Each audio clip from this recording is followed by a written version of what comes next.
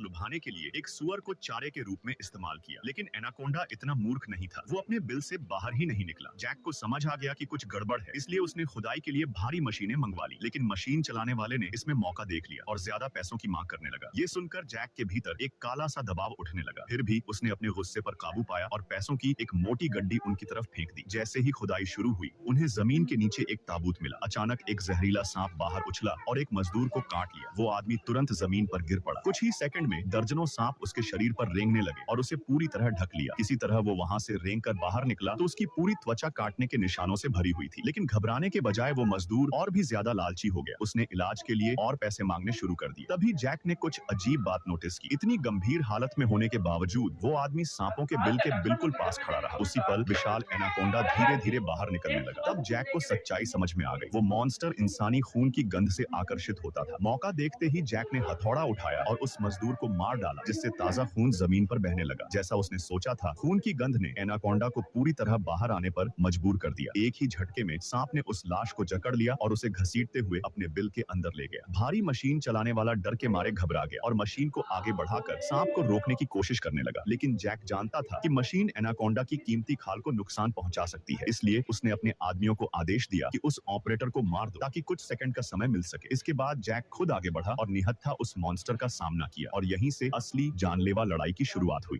इस आदमी ने एनाकोंडा को बाहर लुभाने के लिए